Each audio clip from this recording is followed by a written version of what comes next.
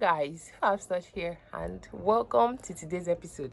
If you're just tuning into my channel, hi, welcome. Please feel free to go around, check my previous videos, like, share, and do not forget to drop a comment. On today's episode, I would be talking about why your cream change color. I've actually talked about reasons why your cream separate and how to mend that. So this part of this video, I'm going to be talking about why your cream goes from all of a sudden goes from white to brown, or why your face cream goes from, you know, that beautiful yellow creamy color to dark color. Well, so I just woke up and I thought, okay, let me just make some videos for you guys this morning, because honestly, making YouTube video is mood. It takes a whole lot to make videos, to edit, to do this, to do that, but regardless, we got to do what we got to do for you guys, you know. Now I already made a video previously, so whichever one I drop first, just please ensure to watch the other. First of all, what actually makes your cream change color? The most important factor or major factor that makes your cream change color is oxidization. When your product oxidize, this means the life in your product just went into thin air. Okay, so all the old life, vibe, work, activeness of your product just went into thin air like that. Okay, so guys, I want to also say pardon all the side noises and all of that. I'm used to making my videos in the night, but each time I make videos in the day, there's always one talk or noise or the other. Just please pardon that. Okay, three major things causes product oxidization, right? The first thing is light, the second is heat, and then the third is hair penetration. So these three things majorly cause oxidization. There are other things, yeah. So if your product changes color, it could probably be caused by these three things. You know, there are times when you make product and then you use it for first few weeks, and then later you just see that this product is not working again. Although it doesn't have to change color before you notice oxidization, you just would notice that the product just stopped working. That means the product has probably oxidized. I hope you understand. I'm explaining how those three things and how to prevent that from occurring.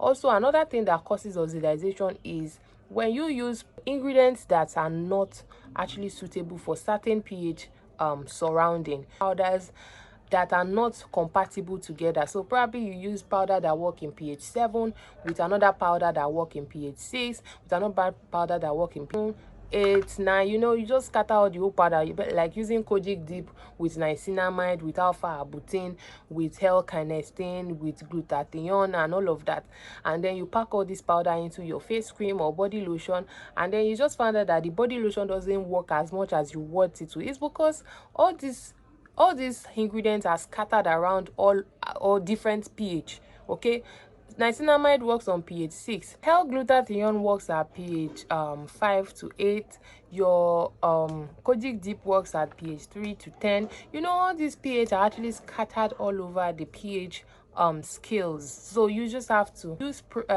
powders that works on the same pH level, or powders that are compatible together, in order to avoid product oxidization. I hope you understand what I'm saying. So that being said, now let's talk about heat. When you put your products or lightening products in places where there are too much heat, there's every chance that by the time you open that product, it would actually come out in a brown color. This actually goes especially to people who like to put their products in their car. Come rain, come sun, every time your whitening products are always in your car, please, you are just endangering this whitening product, because the ingredients in them will just oxidize just like that, and you won't be able to explain it. Okay, take for example, I actually sent one of my customers a product in I think Ekiti State, right? The person was traveling down, and then when the person is a he, right? He traveled down to, I think, Oshun or Oshogbo State, and then he got his product in the car. Like, he was on the move for like 3 to 4 days. So he's a regular customer. Then he came to me after a few days, and then he was like, the product that did not work as much as the previous. Then I'm like, oh, what happened? Like, you're the first to complain about this particular batch. So I started trying to investigate what happened. Then he told me that the product has been with him in his car, that he did not give anybody to use, nothing happened, this, that. I'm like, oh, the product has been in your car for how long? Then he said it's been in the car for like 5 to 6 days. I'm like, wow, that's it. Because you park your car in the sun and then there is so much heat, so heat is a very, very important factor to consider, like to avoid when you're making your product. So if you're a seller that you make your product and you spread out in the sun, you want to take note of this, because it will reduce the potency of that product. It won't allow it to be effective. So another thing is air penetration. This is the major reason why you have to bottle your product in containers air cannot penetrate. Airtight containers. I don't know if you've noticed this, that whenever you mistakenly, probably you are creaming your body and then you mistakenly open the cream and then you forgot to close it back. Probably when you get to the cream the next day, the surface of that cream will probably turn a bit brown. If you've noticed that, that is simply what we mean by oxidization. The surface of that cream might probably not work anymore, and then the underneath is what will work. So that is a theory that oxidization can, like hair can affect your product. Hair can make your product light oxidize. Penetration can also make your product oxidize. That is why most of these lightning products are advised to be stored in dark or amber jars. So if you're a brand and you make all these super half-cast and whitening lotion, extreme sharp this mulatto blah blah and all of that, you want to make sure you store these products in darker jars. Okay, soap, cream, lotion, face cream, any product whatsoever that has any lightening property, no matter how high you want to ensure you store these products in dark jar in order to avoid light penetration. So I talked about heat penetration, ingredients that are not compatible on the same pH level, hair, and light penetration. So you want to make sure to check out for these things.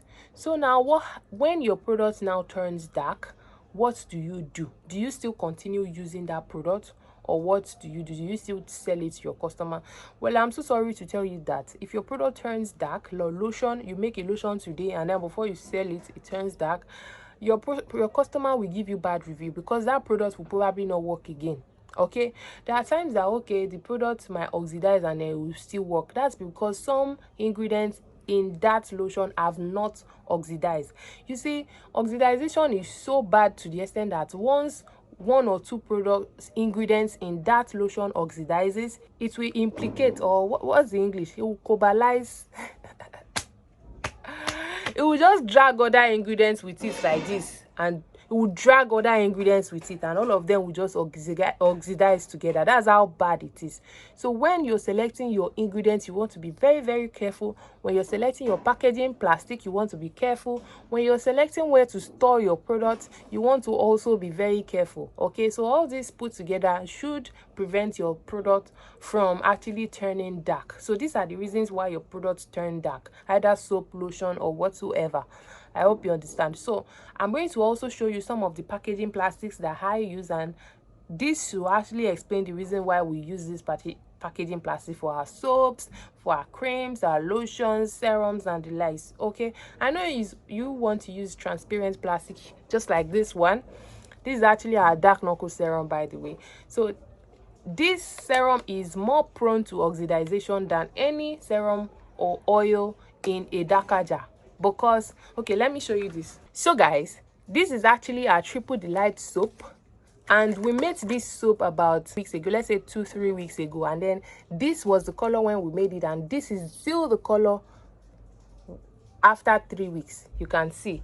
And this is stored in a darker jar for a reason. So this is less prone to oxidization than this, because this is actually in a transparent jar. Yeah, it looks beautiful, but then it's not exactly a good packaging plastic, because it can quickly oxidize your product. I hope you understand what I'm saying, but regardless, it still makes perfect sense. So I hope this video has been really, really helpful for you guys. If it did help you, please like, share, and do not forget to drop a comment if you have any questions. If there are some things you want me to also talk about, please feel free to drop it and I'll be right there to answer your question. So I'll see you guys in my next video. Bye for now.